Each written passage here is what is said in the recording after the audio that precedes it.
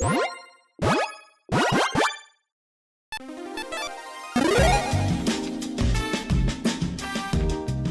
and welcome to the Commander's Quarters. I'm your host, Mitch. Glad to have you here.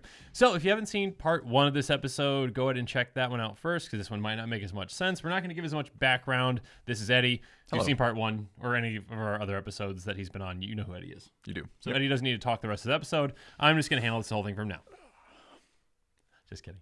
Okay, so on part 1, and for this whole little series, we're discussing basically some potential rules changes to Commander that Mark Rosewater, the head designer of Wizards, kind of brought up basically in a kind of fun thought experiment where basically did a head-to-head bracket with 16 different kind of columns or whatnot, and kind of they went head-to-head, this rule versus that rule, or that change or no change, basically kind of fought it out to see what people wanted the most out of all the different potential rule changes. Mm-hmm. And so then in his podcast, I think it's called Magic the Gathering Drive to Work podcast, so you can go and check that out on Apple, or I don't know if it's on Spotify actually, but anyway, episodes number 711 and 713, he broke it up into 2 parts, much like we did. Maybe we're copying him, that's okay.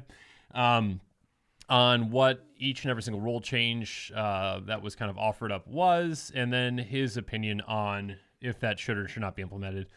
Quick disclaimer, Mark Rosewater is part of Wizards, not the Rules Committee. The Rules Committee is separate from Wizards, and we brought this again up on the first episode and all the disclaimers and things.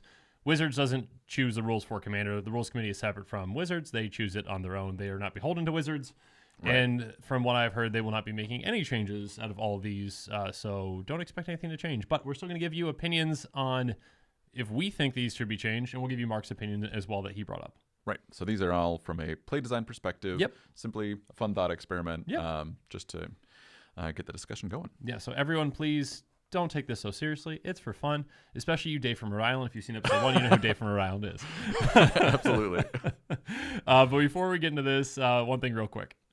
Just a couple of quick ways that you can help support the show. Some of the easiest ways are to like, share, and subscribe, and make sure you're hitting that bell notification icon so you don't miss any new episodes. Also, make sure that you're subscribing and reviewing for our podcast. It's on most podcast platforms now. You can also follow us on social media at EDH Quarters for Twitter and The Commander's Quarters for Instagram and Facebook. On social media, you're going to be seeing some sneak peeks on future episodes and things I'm working on. Also, when you buy decks or individual cards, make sure that you use our affiliate links. For Deck Tech, you're going to find that in the description with the deck list, or you can just use our general one with bit.ly/Commander's Quarters. Again, if you're already going to be buying those cards anyway, it's just a nice, easy way to help support the channel. You can also check out our playmats and merchandise at thecommandersquarters.com.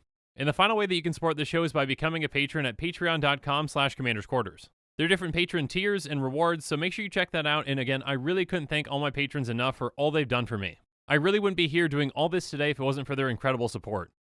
All right, let's jump back into it. So we're going to start off, or I guess last time we did rule changes 1 through 8 that Mark discussed, and I believe that's in episode 711 of his podcast, so you can actually kind of mirror up these up if you really want. Sure. Or you can just watch both of my episodes first because they're just that Absolutely. much better. No, just kidding. But now let's discuss the rest. So there's going to be 7 more, and then the 16th is kind of like the no changes, so we'll discuss that too. Sure. So number 9 is going to be wish boards. So this one, maybe you've heard of it. You haven't, maybe. I don't know. But basically, wish cards are in Commander right now. So Living Wish, let's throw that one up on the screen. Living Wish, I believe it's a sorcery for 1 and a green, and it says basically get a card that you own from outside the game that's a creature or a land and put in your hand, and then exile Living Wish. You got it. Hooray. Nailed it. So I'm sure I didn't get the exact text, but basically that's what it does. So basically says like I want a tutor for something outside the game, and the wishes are pretty specific. I believe the black one can get you anything, but it also loses half your life or whatnot. Yep.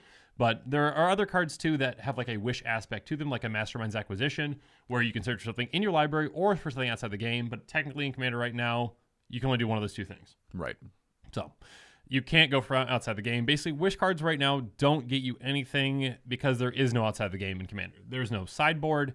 There's no, I just brought my giant binder. I can, go get whatever I want now. That's not, according to the official rules by the Rules Committee. I know there's been plenty of arguments about this because I believe I actually mentioned something like this in a previous episode, and I had at least 5-10 comments like, well, my wish board says that I can get this, or I've got a wish board for this. Technically, according to the Rules Committee, okay, in a casual Commander game, you are not allowed to have a wish board or a sideboard or whatnot, okay? That they don't work, okay? Right. You can do whatever you want with the playgroup, but according to rules, they don't. All right. Sorry, a lot of disclaimers for this one anyway.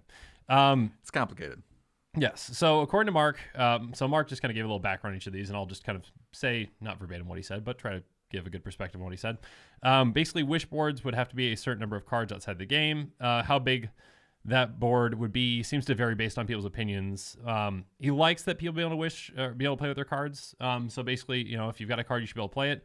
So your wish card should work, essentially, if you have it. The burden isn't on everyone to have a wish board. It's only the people that want to play with a wish card to have a wish board for those cards. So everyone doesn't have to, carry on an extra 10 cards for every single one of their decks, unless you plan on using a wish card, or 10 or however many the wish word would be. Right. Anyway, Mark's opinion on it is to change it. I believe I put a quote in here. My gut is to let people have their wish boards. It is a casual format. Let people have their fun. So that might not be a full quote. So anyway. Yeah, the gist of it is that Mark is pro rules change to allow for the wish board. Yep. Eddie, what's your perspective? So before we get into my perspective, Mark had also mentioned in the podcast something that wasn't technically correct. So just a quick rules clarification. He mentioned that you can also use wish cards to acquire cards in exile, since those are no longer in the game. When in actuality, they're still considered in a game zone, so you cannot wish for cards in exile. Yep. So instead of them having some function, they've got essentially no function except for adding to your storm count. Yes, always relevant. Always I play relevant. my Sponsire of Ulamog specifically for the storm count. Well, that still works. I mean, yeah, it's good. Okay.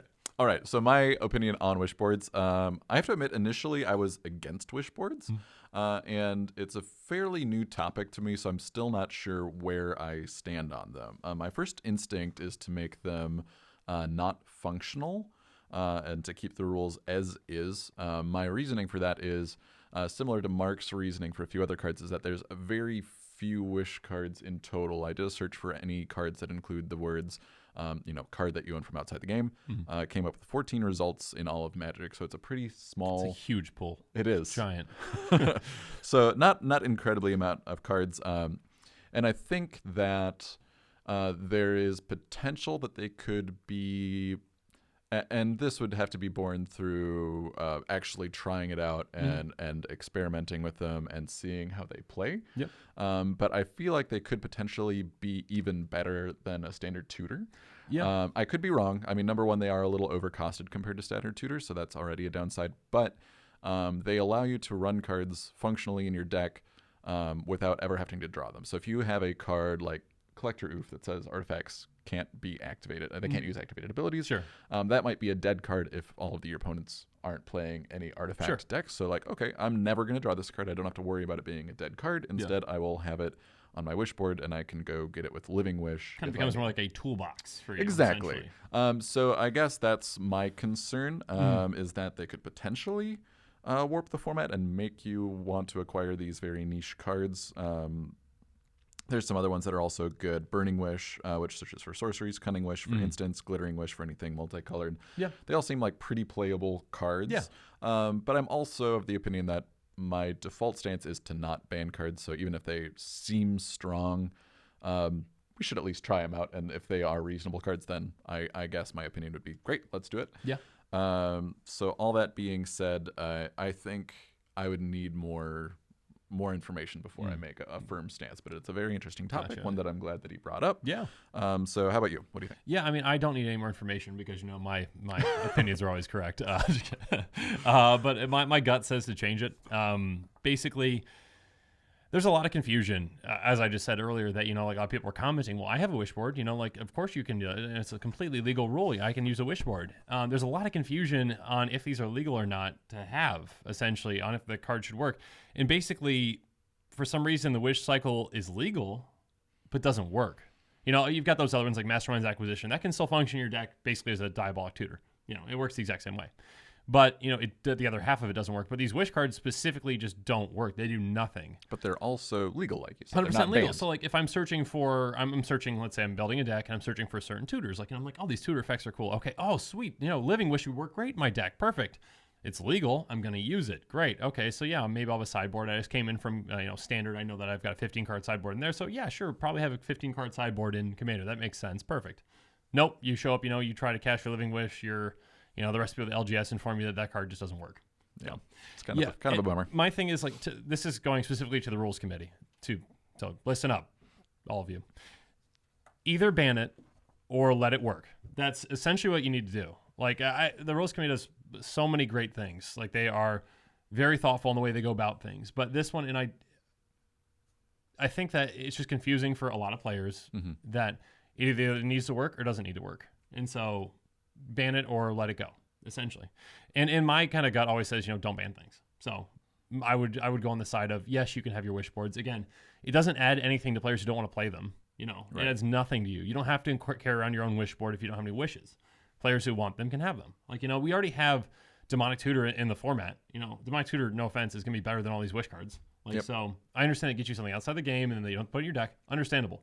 But if you're going to allow Demonic Tutor, allow these tutors. Sure. I think that's a reasonable middle ground, is to at least make it more intuitive by either having a blanket ban on them since they functionally are useless, or to change the rule to allow them. It's just confusing. We're kind of in just kind of a wishy-washy, middle middle ground. Well, yeah. So I think that it's not brought up enough. There's not enough clamor to make it one or the other yet. So maybe this conversation that Mark brought up will be enough of a reason to ignite that discussion. I would just like to hear the Rules Committee's perspective on why they aren't banned. If you have these cards that literally do nothing in the format because they don't work, why is that there to be confusing for players? Right. Similar to the anti cards from yesteryear. They're banned in the format because we do not use anti in Commander. Yep. So why not? At least not in these. In the underground kind of seedy, like cutthroat Commander games where you got $1,000 a pop, gambling. Right, the Fight Club version of Flight Commander. Club Commander. That's where you get the ND cards pulled out. All right, let's move on to the next one. Something much less wishy-washy. Yes, exactly. Changing mulligan rules. So currently, Commander uses what's known as the London mulligan, which is a recent change from last year. Yeah, it's not too long ago. This is actually, mulligans are interesting because they do tend to change over time. They're one of the more, variable aspect that it doesn't seem like it should change all that much, but they do. It's generally dictated by standard, I believe. A lot of times, whatever standard seems to function best with, or if the existing mulligan doesn't work in a future environment, they might consider a change to it. Yeah, current mulligan rule essentially is in Commander you get a free mulligan. Yep. So I guess there's a slight difference there between one free mulligan and one free mulligan, and then essentially everyone that you go down, you basically take a card out of your 7 and then put it on the bottom of your library. Basically, right? Essentially. Yep. Okay.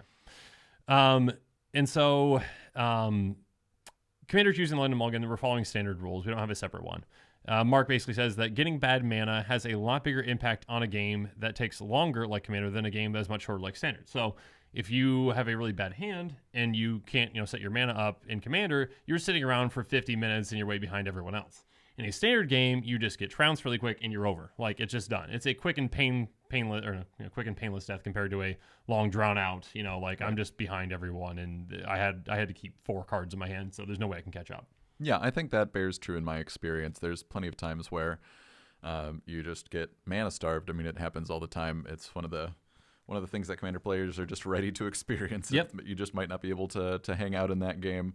And I mean, sometimes your opponents, they're hopefully, friendly and just let you kind of catch up a little bit, but sometimes not. Sometimes someone just takes over a game and it's because you weren't able to respond and didn't have the answers. So Mark's opinion on the mulligan kind of rule, in between. Yeah. He wasn't too committal on it. Yeah, not change or no change. It's question mark. Whatever your group wants to do is kind of what the takeaway is from Mark's opinion. That officially probably just want to follow the standard guidelines just to have some homogeneity into the format, to know what to expect when you're playing with people that you don't know. But ultimately, it's one of the more fast and loose experiences in Commander anyway. And I think that's entirely representative of how I've played Commander. It's very intuitive and easy for people coming from Standard or Modern or Pioneer to jump into Commander and assume that the mulligan rules are the same, and they are the same barring the free mulligan in multiplayer.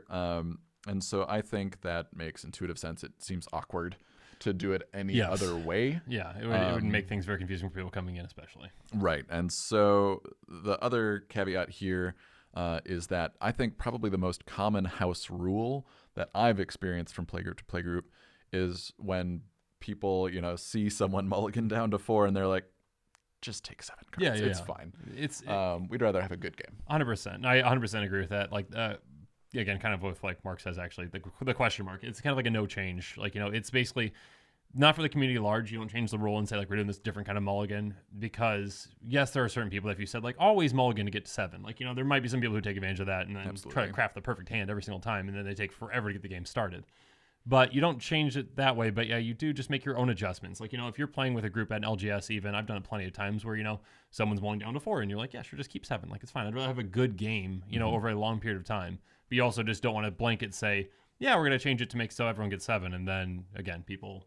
They would be abused, unfortunately. Dave from Rhode Island would be all over that. Dave.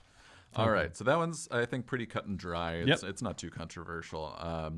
So this one's a little bit more controversial. It's something that I hadn't really considered in a long time. No. But so it's fun to hear Mark's opinion, and I'm excited to hear what everyone else thinks. Yeah. And that is the life total change. As everyone knows, we start out at 40 life in Commander, twice as much as other formats. Mm-hmm. And there's been some calls to lower the life total. Some numbers thrown out are 30 or 35, still higher than other formats. Yep. But enough to accomplish 2 things, basically. Number one, it speeds up the time of games, shortens the overall game length, since Commander is known to be quite lengthy. Yep. And it also allows aggressive aggro strategies to be more represented in the format, and would potentially serve to keep more combo-oriented decks in check and control decks. We kind of talked about aggro kind of struggling a little bit on part 1. So if the you haven't poison seen it yet, counters. check that out. But yeah, I mean, I guess, every format uses 20 life essentially, except for, I believe that very popular format Brawl, I believe they use 30. I could be wrong. That behemoth of a went format. to 25. Did they? Who knows? I don't. Oh man. Okay. Oops. Yeah. Sorry for all the like Brawl there. That's completely fine. Go ahead and do that. Yeah. Sorry about that. Yeah. That was mean to me. I'm sorry. I apologize. What was Mark's opinion? So yeah, Mark's opinion basically is that one of the weaknesses of Commander, in his opinion, is its length. And plenty of people, like, again, we talk to, like a 3-hour game isn't necessarily the most fun sometimes. Sometimes it is. Yeah, sometimes it's what you're signing up for. Exactly. But sometimes it can just kind of go a little bit too long. And so, like, kind of lowering that life toll could definitely kind of speed things up. Mark's opinion, though, was no change for now. Basically, if the format was starting over, where they would test to different life totals. But at this point, it's kind of too ingrained in the format to be at 40. Basically, that's just kind of the way it plays. Right. Yeah. So, Eddie, your opinion on this? Like I said at the start, I thought this one was interesting. It really hadn't even crossed my mind in a long time. I know I've heard people talk about it in the past, but there's something to be said. I like the initial arguments for the change, for the faster games, for the high representation of aggro. That's appealing to me. I mean, when you think about it, if you go to 35 life, that's already between your 3 opponents.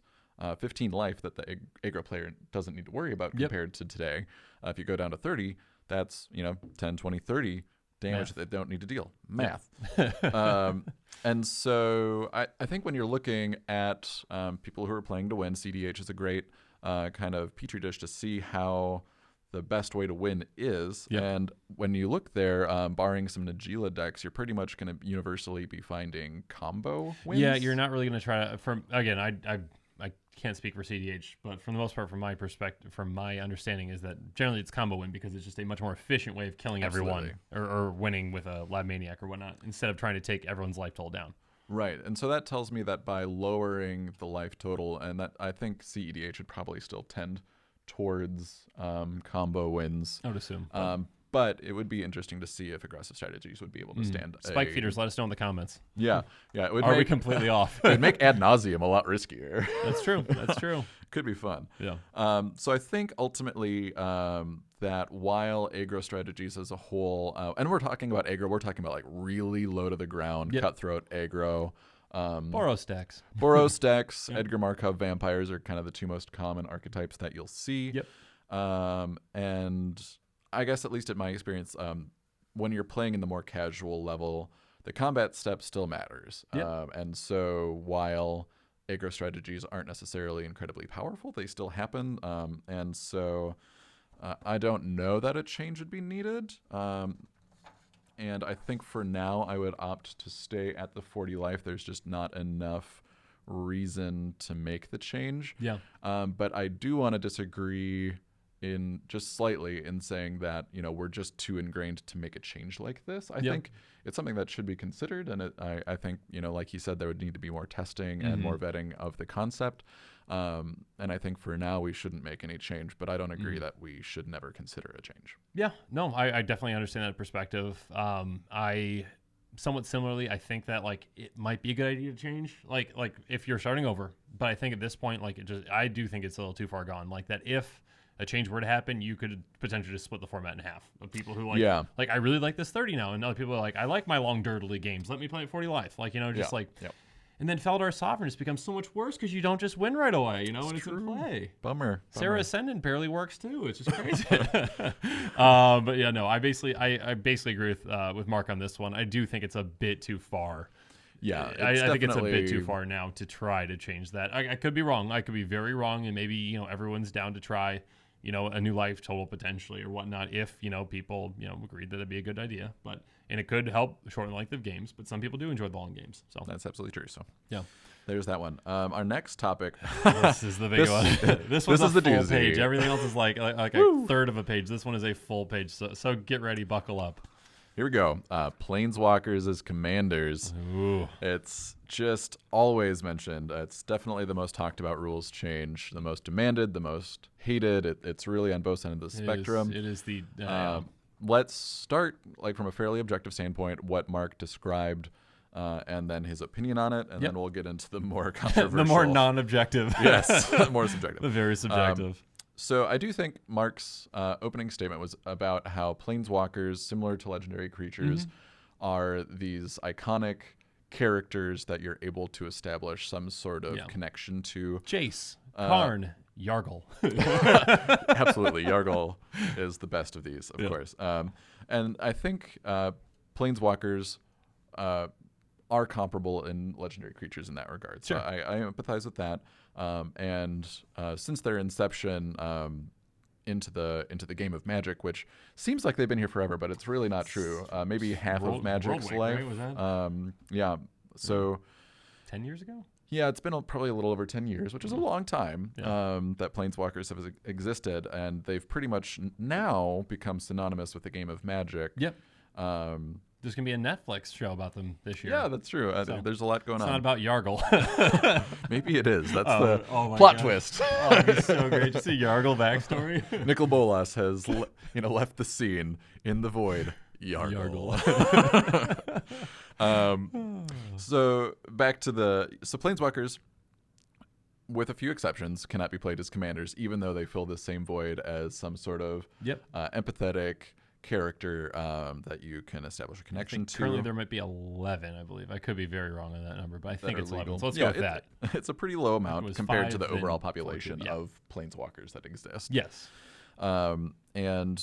This is, I think, is a little bit more subjective than objective, but Mark said that it would make players happier to have planeswalkers as commanders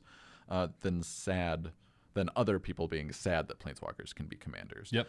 So Mark's takeaway opinion is that this rule should be changed, that planeswalkers should be legal as commanders. It's one of the big selling points of Magic as a game, and it just adds to the connectivity of players, expands options of decks, et cetera, et cetera. So you said, like, players connect to characters, planeswalkers are characters, many commander players like connecting to the character that they're playing with.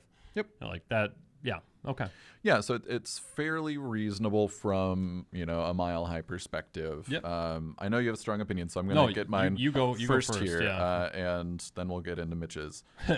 Tirade.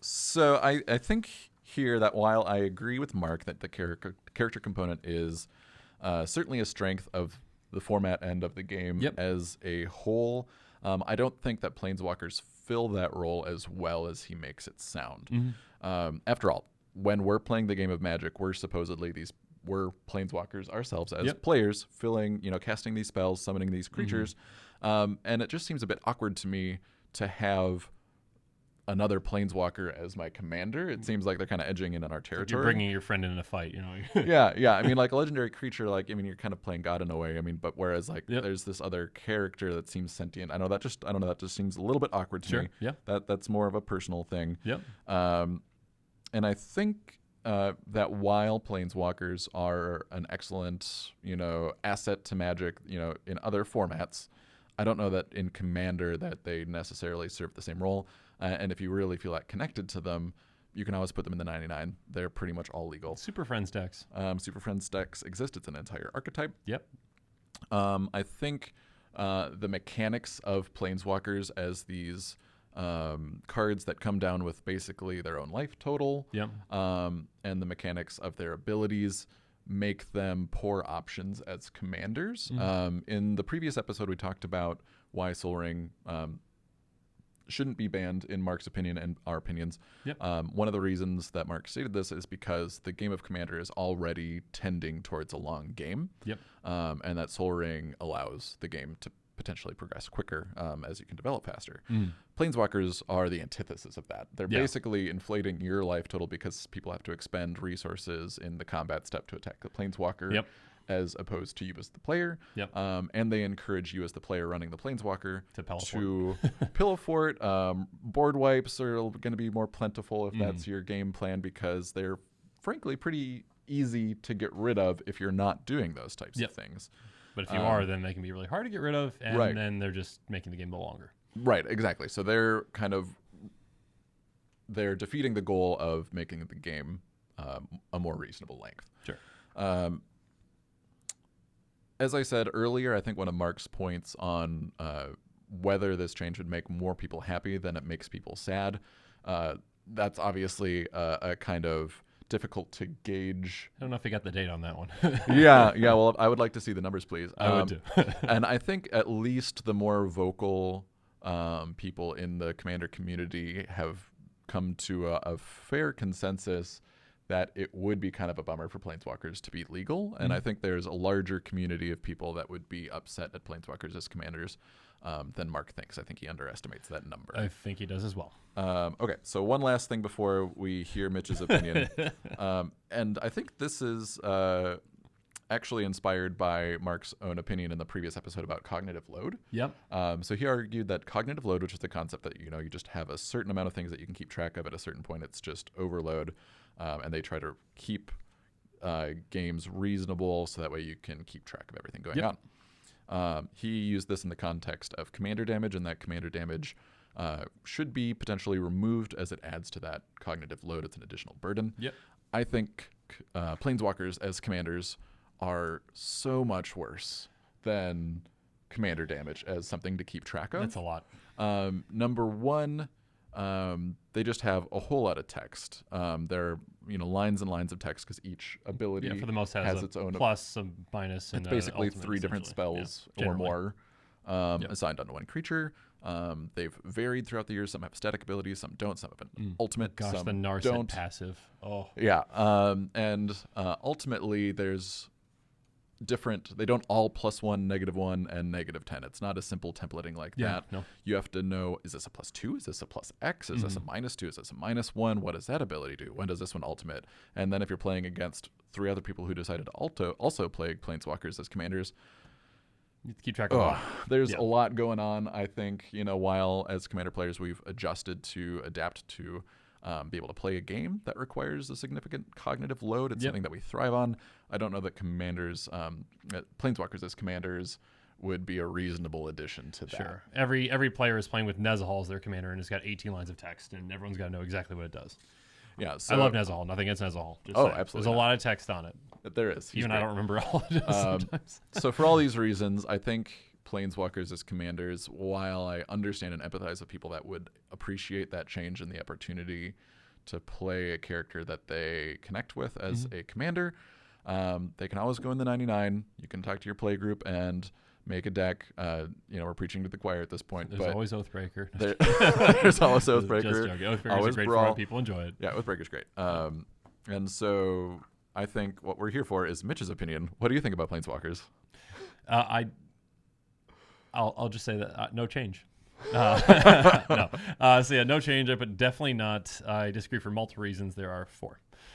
The first is that I don't think that connecting to characters is the biggest draw to the format. Eddie kind of mentioned this as well. There are plenty of draws to the format, and I'm sure there are plenty of people out there that want to come to this format because they identify themselves with a certain, or they identify with a certain character, and they want to play with that character, and that's completely fine. I do not think that is the majority of reason that people pick certain commanders to play with. I believe that many players pick the commander based off of their abilities, not based off of I connect with this character. I could be very wrong in that. I do not have data to back it up. That is just what I think. I think it's mostly borne out by like one data-driven resource we do have is EDHREC.com. Yeah. And you'll see a lot of the top most built commanders don't necessarily have a strong Like plot-driven backstory. They just Golos is my favorite deck. I don't, and Golos in the top 10 most recent commanders or whatnot, the most popular commanders nowadays. I don't think many people identify with Golos' backstory. I don't even know if Golos has a backstory. It's a robot scout. Great, go do your thing. Get me some cards off the top of my library. Right, so I think, there is some data to back that point up. I think that part is a little overblown from what Mark was saying. Not overblown is probably too far of a way to say that. I think that more people would be sad than happy. Sure. I'll start with that. Okay, number 2. Personally, I just don't like Planeswalkers in Magic. That I'm going to get plenty of comments on this. Go ahead, go for it. That's fine. I just personally don't think that Planeswalkers in general, a couple of them in a deck, completely fine. But when I consistently am seeing Planeswalkers like a Planeswalkers commander, it leads to a separate kind of sub-game of Magic, in my opinion. Basically, the person who's got the Planeswalker, their goal, for the most part, for most Planeswalkers, are to tick up, get to an ultimate, and then, cool, could things happen. So it leads to, again, that Pelifort style that let's blow up everything and just stop everyone doing anything so I can just keep getting my commander to go up, and then eventual ultimate, and then cool things will happen for me, and I get an emblem that you can't interact with. So it just kind of leads to a different game of Magic than what your normal is. And when you've got a couple of 99, completely fine. People can deal with them. The optimal play is always going to be, though, for everyone else to attack that commander, or to attack that Planeswalker, especially if it's someone commander. It's free removal. And so basically players who have Planeswalkers as commanders might sometimes get a little salty too when everyone says, yeah, we're just going to attack your Planeswalker because you cast it. It's the objectively right move. It's the right move. It's what you should do. It's just and again, I've had episodes too where I've talked about you're not always going to do the most objectively right move every single time. But Planeswalkers can lead to some less than ideal lines of play. Ideal. Thank you. Exactly. Number 3. I actually even have an issue with Wizards even putting on can be your commander on any Planeswalker, and if it was my choice to remove it, I would. And again, that's going to get a lot of comments because I know all you Lord of Windgrace fans out there are, well, then you're getting rid of my deck. I don't want to go back and actually change it. I have no power to actually change it. I think that basically my reasoning for this is the Rules Committee has been very straightforward with their answer that they do not think that Planeswalkers should be commanders. They have said that time and time again. They've never changed their mind on it. But yet Wizards then can somehow say, oh, we're just going to then print some commander or some Planeswalkers that say, I can be your commander. They're skirting the rule. They're completely going around what the Rules Committee is saying. They're not in charge of the format, and they should not be able to make that kind of decision. So Wizards, shame on you. And again, for those of you who want to play with your Planeswalkers commanders, I will still play against you. I'm just going to encourage everyone to attack your Planeswalker when it comes out. Okay? I can verify that. Yep. Indeed. Okay. One last thing. Guaranteed bans are going to happen as soon as that change is made. Doubling season, gone. Just 100% gone. There's no way that a format that has Planeswalkers as commanders can have doubling season. Because then you just have, okay, I play doubling season, I play my commander ultimate, I win. Good for you. Yeah. So, and that's completely fine when you have it in your deck. You've got 99. You've got to go find them. I'm pretty. Well, I think it's I'm pretty on one side of this, as you can tell. Yes, and I think it's pretty telling for the doubling season argument that they have legitimately. You can just tell the moment when Wizards started creating commanders with doubling season in mind. There's very few commanders that can ultimate on the turn that they land when a doubling season is out. Yeah, after they realized it was a problem. After they realized it was a problem. I think that's totally reasonable. So I completely understand that people enjoy Planeswalkers. I'm completely fine with that. I understand that people want to play with them as commanders. I'm completely fine with you having your own opinion on that. I just disagree with that opinion. And I think that the Rules Committee has been very straightforward with their answer on this, and I think we should respect what the Rules Committee says on this topic. The other ones I disagree with not so much. All right, let's move on. That's fair. Okay. Clear the room. We've got change number 13 of 16. This one's also another one that seemed kind of obscure. I wasn't sure if this was another Dave from It's Rhode another Dave Island. from Rhode Island one. Yeah, it's the partner commander tax. Currently, the way that partner commanders, which are the cycle like Thrasios, Tymna, Yep. all of those, Even the ones Bruce from Battle Tarl, Bond. Yeah. Yep, the Battle Pure and Bond Toothy. ones, Pure and Toothy, Yep. Krab and Ragnar. Yep. So basically, you have 2 cards in your command zone. Currently, they work where once you cast that commander once, that commander's commander tax increments up, and the next time you cast them from the command zone, it'll cost 2 more. And then the second commander in your partner pair does not become affected by the casting of the first commander. So you can cast the first commander 3 times, and it will not affect the casting cost of the second commander. So those are the current rules. Mark's opinion on this is that partner, in general, is already a fairly pushed mechanic, a pretty powerful mechanic. Yep. And that any efforts to try to balance that mechanic from a play design perspective could be a good thing, because right now he feels like their hands are a little tied. The more partner commanders that exist, the more likelihood that a pretty brokenly powerful combination will be found. And I think it's fair to argue that that's already happened. Yes. Tymna Thrasios is one of the perfect commanders. Crom is going up there. I think this, again, talking about the original partners, not the battle bonds, since those are specifically paired with another one, essentially. Right. So Mark's takeaway is that he doesn't know exactly how it would be implemented, but that a change could allow them to create more partner commanders in the future without having to be so concerned about them becoming a problem. Yep. Let's start with your opinion, Mitch. What do you think? Sure. Yeah. Okay, I think that no change is probably the way to go, just because I think any kind of the way that it works I think just makes sense inherently. Like, it kind of the tax works exactly the same way that your commander tax does for your current commanders. Sure. Like, you've got this commander, if it dies, or every time you cast it, then costs more to cast from your command zone again, right? By changing it up, you're kind of making it a bit more difficult. And I think we both kind of discussed like a different point too about like how after casting the first one, then the second one, it kind of changes things once you tackle that kind of part about the I'll the get to that tackle for sure. It just it makes it easier, I think, to keep it consistent. I do kind of I understand that they'd like to make more partners in the future, and that might be kind of problematic with the tax, but I think they're already just very powerful. I don't think that changing the way that the tax works will necessarily really put that much of a wrench into the powerful ones being powerful. I could be very wrong on that, but that's just the way I'm thinking about it right now. Yeah, and I mean, Mark has, coming from a play design perspective, it makes his job harder to create partner commanders, but it's not insurmountable. So, I mean, it might require more effort on his side, but that doesn't really affect us necessarily. Yep. So I did want to mention one small note, again, from Mark's podcast. He mentioned that when a commander dies, the commander tax increases. That's not actually correct. So I just wanted, for any people who had listened to Mark's podcast, just a little public service announcement. Commander tax is counted by how many times you've cast your commander from the command zone. That's why some effects that might return your commander to the hand, such as Cyclonic Rift, you can still cast it for its original casting cost.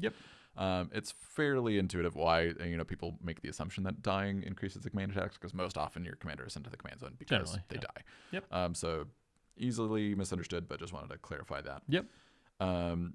So my opinion on partners as a mechanic is that I agree that they are kind of pushed, that they lead to quote unquote like good stuff decks. They don't necessarily have a plan that's demonstrated in the command zone. It's not a very commander centric. Or you just pick one commander. So like, I really like Thrasios. I'm just going to pick the other commander for the colors. Exactly. It's kind of what ends it up allows you to potentially build your own 4-color deck. Essentially. Which there's definitely some benefits to that. And Mark mentioned that they kind of combine to be greater than the sum of the parts. The more that you have, the bigger problem that there is potentially that they can impossible to test out every single, not impossible, but it'd be harder and harder to test out every single combination. So I empathize with his concern that if we don't make a change, partner might not be a returning command mechanic, or it'll be further out in the future, or it can will still just be more broken. of like the battle bond kind of setup where you just have more them partner with each other, which so because they are in general so good, I think there is room to like experiment with that, with making the commander tax slightly higher. I don't think that it's necessarily a good thing to do because it does make it less intuitive. Cognitive load. Yeah. And it's just one more rule to explain, like, okay, Yeah. so commander text is +2 colorless mana unless you're playing against partners. And then, maybe, for example, anytime you cast any commander from the command zone for partners, you increase the commander text by 1. Yeah. Like that kind of makes sense, but it's so different from the standard rules that even though it makes it as kind of a safety release valve for any too powerful partner commanders, I don't know that it's worth it. Kind of really complicates things. Instead of keeping track of one commander text, you're keeping track of, of one for each commander. You're keeping track of like one overall, but then, okay, this commander died. Okay, so then I tick it up. And then this commander costs this much more, even though Yeah, and I think Mark had suggested that instead of that, you just increment it up anytime you cast a commander, but it is the standard 2 colorless, which I think ultimately is probably too far in the other direction. For example, if you're playing, arguably the best 2 partners, Tymna and Thrasios, let's say you play Thrasios turn 2, that makes your 3 converted mana cost Tymna already cost 5. Yeah. And the reason Tymna's so good is because you can get her out early and start. Early. Yeah. Yep. So I think that might be a swing too far in the other direction. Yeah, I'd agree. Great. Okay. Next one, and I actually have seen some debate on this one from some people, especially people who really want certain commanders to work in certain ways. Commander death triggers. So basically, right now, in order for certain commanders, if a commander says if they die, this happens. If you choose to move them to command zone instead, you don't get that effect because they didn't hit the graveyard. Right. Basically. It's a replacement effect, yeah. The replacement effect. So basically, you have to choose to get that death trigger. You have to choose to strand your commander in the graveyard, which some decks don't want to do. Like, your deck isn't going to be built for that potentially, and you don't want to then... The commander has to be built around getting that commander back then versus the actual death trigger. Right. I mean, if you want to get that death trigger to work. Anyway. The commander products contain certain cards that have workarounds, like Gerard Weatherlight Hero. Do you want to read that one real quick? Yeah, Gerard Weatherlight Hero is a 2 and red and a white for a 3/3 legendary creature human soldier. He has first strike. This is the text that's relevant for this conversation, and that is when Gerard Weatherlight Hero dies, exile it and return to the battlefield all artifact and creature cards in your graveyard that were put there from the battlefield this turn. This gets around the death trigger because it exiles itself. So anytime your commander changes zones, you're allowed to instead put it to the command zone. So it still dies. It's just after it dies, it then exiles, and that's your opportunity to put it to the command zone and still get a death trigger. Yep. Yeah. So essentially, like, they have to do kind of really weird, wonky workarounds that they don't, according to Mark, don't want to really do in standard sets. So, like, they might put all that text in something in a commander product because it works for us commander players. Like, like they want to make those kind of death triggers work, and they want them to be fun. But in a standard set, they're not going to put that because then someone would be like, why does Gerard exile? This creature just suddenly just goes, okay, I hit the graveyard, now I'm gone. Like, right. Just for like no reason. It's just kind of weird. Right. And so basically, they want to make it work the way Mark wants it to work the way people think it works. So many players out there don't realize that actually, if your commander dies, you put them in the command zone, you don't get that death trigger. Like, you don't get it. That's not how it works. And this kind of, you brought up too before we started this one, what's kind of confusing too is like Blood Artist, like things like that. Like, your commander dies, but you chose to have it exiled, to have it go to the command zone instead of go to the graveyard. So therefore, Blood Artist doesn't trigger off your commander. Right. Which I always forget about every single time that happens. I'm like, oh, okay, I die, or my commander died, your Blood Artist triggers. Like, no, it didn't happen. I'm like, oh, yeah, I forgot about that. Okay. It happens. So Mark's opinion is to change it. Most people don't know it. It's not intuitive, and they've been making cards that don't do it intentionally. He mentioned that basically there's certain cards that probably would have been legendary with death triggers, but they make them not legendary because they don't want to confuse commander players, basically. So in standard sets, they'll be like, this would have been a cool commander with a death trigger, but since it doesn't work in commander, we're not doing it. So, basically, don't fight intuition. Make it work the way people think it works. Eddie, thoughts? Yeah, so I know you might have noticed a trend throughout these last 2 podcast episodes, and that's we are anti most of these changes. This one is different. I like wishes, or this podcast. Yes. So I actually like this change. I think the way that commander death triggers work right now is definitely intuitive. It's one of those things that the first time it happens and a new player is sitting with you, you have to say like, oh, I know this is weird, but this doesn't work, and here's why. You have to have like a little like Magic the Gathering lesson in the middle of the game because it is just so unintuitive. Like we mentioned, Blood Artist, that has weird effects. So it's not even just commanders that have death triggers in their own text, Yeah. but other cards that care about other creatures death triggers. dying also Yeah. are affected by this particular rule. Yep. Teysa doesn't get any doublings on the commanders because they don't die. And there's other cards that Oh, wait, she gets do leaving. work. Never mind. Ignore that. Reverse. Strike that comment. Go ahead. There are other cards that do work the way that they're intended. One that is played from time to time is Decree of Pain. Yep. It says destroy all creatures and draw a card for each creature destroyed this way. Yep. It doesn't say draw a card for each creature that died. Yeah. It only cares about the creature being destroyed. It's a slight distinction, and it doesn't usually matter for most Yeah. situations, but when the commander's involved, It does. it does between the two. So it's just an unfortunate, like this one works, this one doesn't. So I think that it makes sense, and it's unintuitive enough that making the change is probably worth some of the pain in the background that it might cause. I do understand that currently the rules are the way that they are because the commander option to change zones is the way that it is. It's basically the rules around making it work would be pretty complicated. Yeah. And there isn't, at least so far, an elegant Clean, enough yeah. solution to manage it while also not breaking anything else. So while I do like the change, and I think overall, I think we would be a better format if we made this change.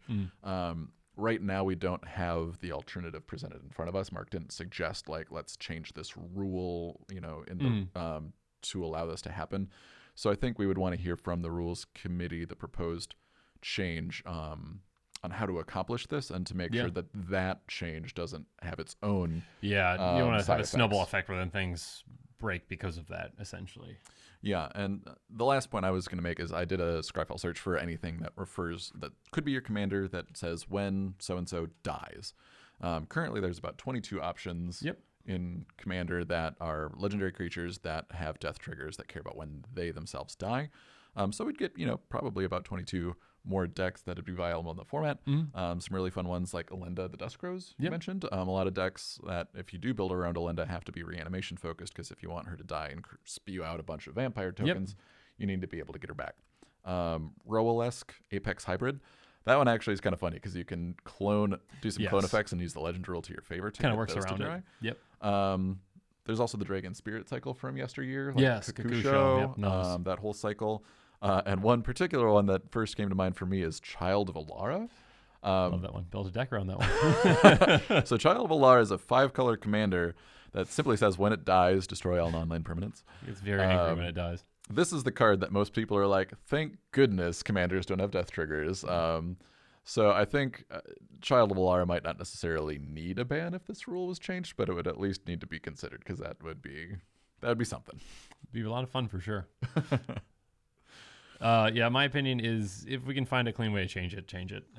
I think that I agree with Mark that cards should work kind of in the way that you think they work. Again, like we talked about wish cards, like it should just work. If commander has a death trigger, I feel like most people just intuitively think it works. You shouldn't fight that intuition. You should ultimately the rules should serve the players, not the players needing to follow the rules. Yep. Well, they should follow the rules. No, don't follow the rules. Break every rule.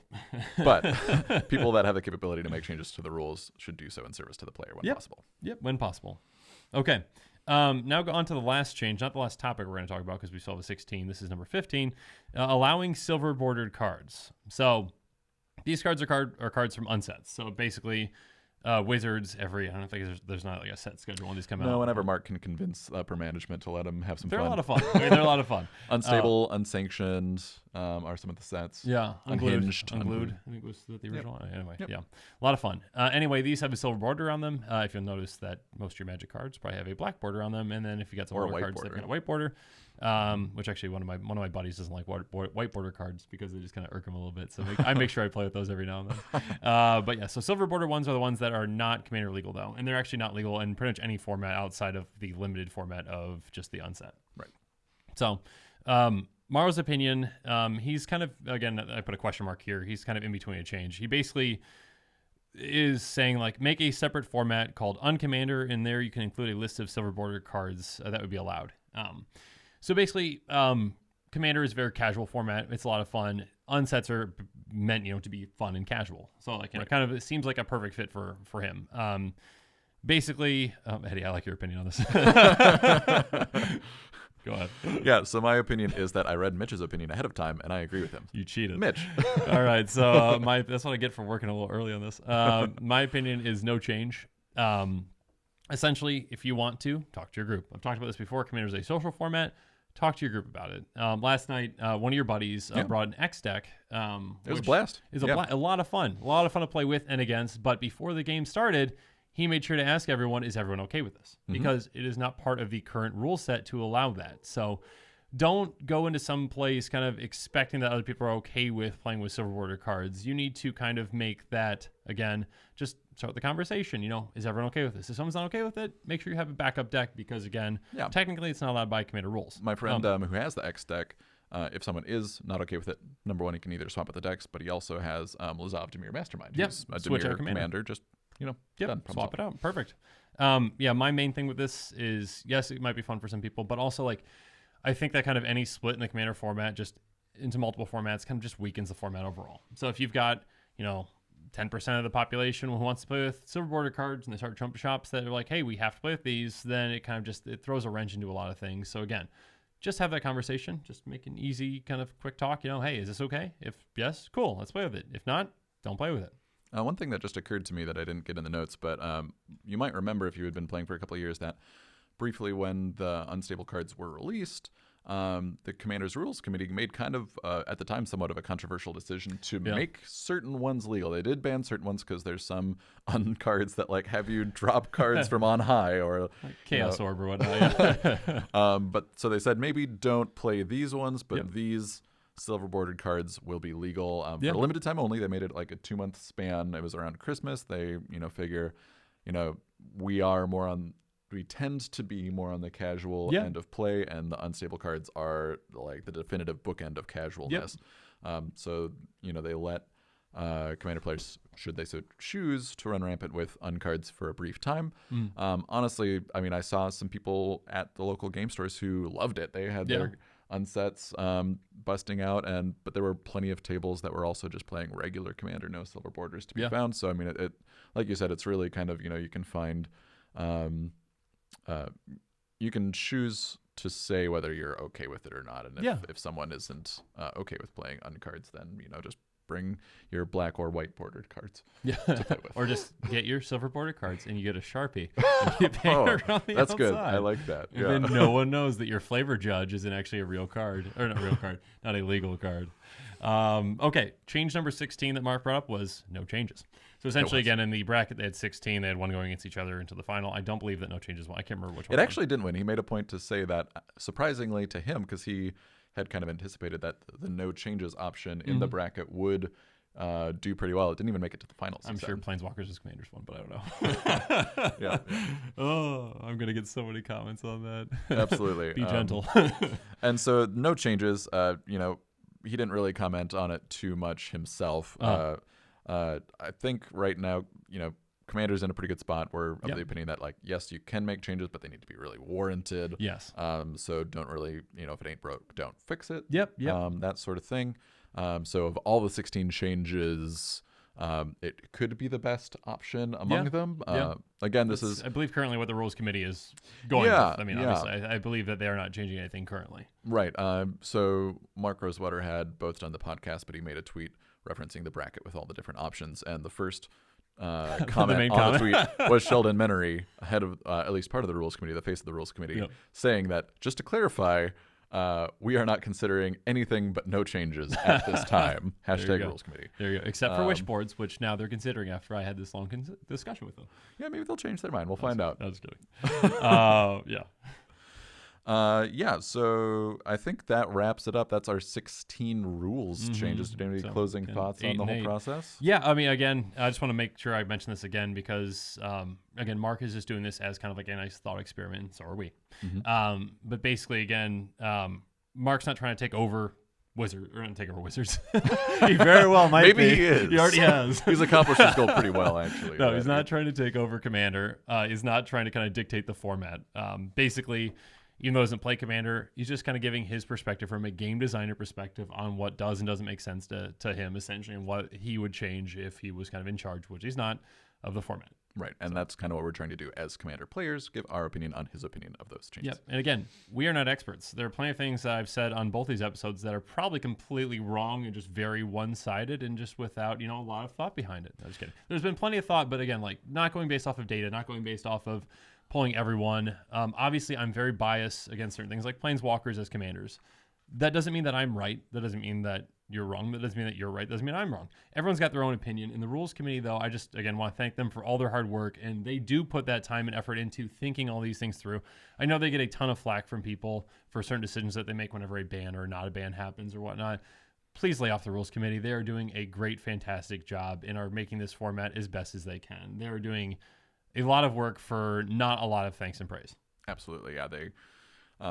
I've at least seen some people speak up in their support, and I mean they're not faultless. No one is. No. But everything that I've seen from Sheldon, from other members of the Rules Committee, are very empathetic, thoughtful human beings, and a lot of people that are the most vehemently, pro dismantling the Rules Committee, haven't really given adequate thought of, what the alternative is, such as if Wizards of the Coast were. And we talked about that on part 1, but let's just bring that up really quick again. Eddie, do you think Wizards of the Coast should be in charge of Commander?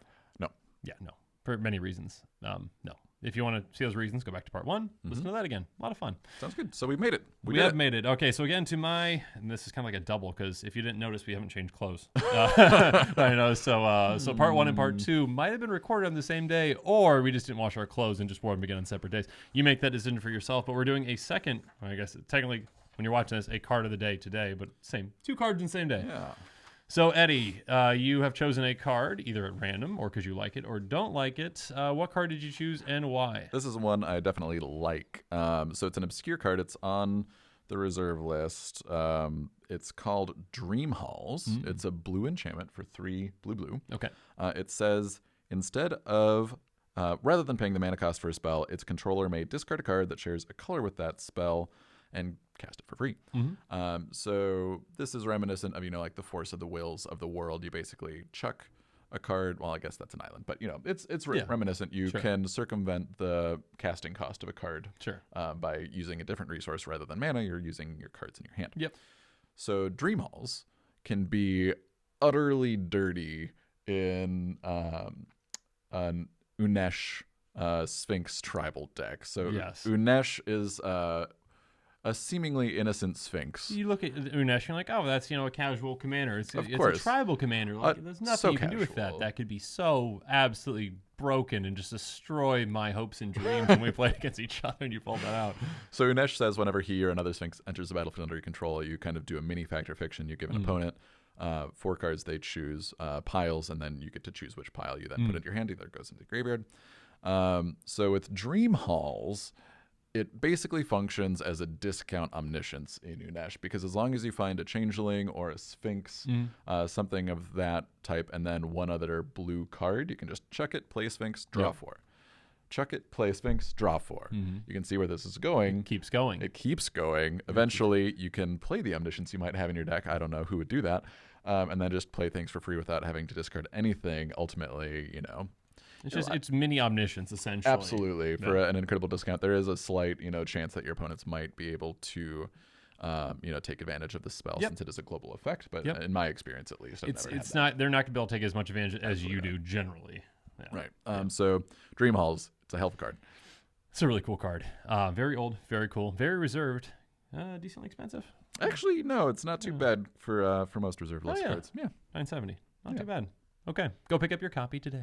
You got it. Okay, so now it's your turn. I already did this question, actually. Let's change the question. So out of these 16 changes, including the no change, which one would you pick to change and why? So let us know in the comments below. Yeah, let's hear it.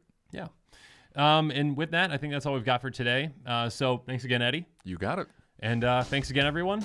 Have a good one. And remember to like, share, and subscribe on YouTube. It really does help the channel. And the podcast is brand new, so if you could subscribe and review, I would really appreciate it. Every little bit helps. And again, make sure you follow us on social media at EDH Quarters on Twitter and at The Commander's Quarters on Facebook and Instagram for some sneak peeks. And again, if you're buying decks or individual cards, make sure you're using our affiliate link, bit.ly/Commander's Quarters. Again, every little bit helps, and if you're already buying the cards, why not help support the channel? Our playmats and merchandise can be found on thecommandersquarters.com, so go ahead and check that out. And finally, again, a big thank you to my patrons. I would not be anywhere near here today if it wasn't for you. If you want to help support the channel, go ahead and check out patreon.com/commandersquarters to see all the different tiers and rewards.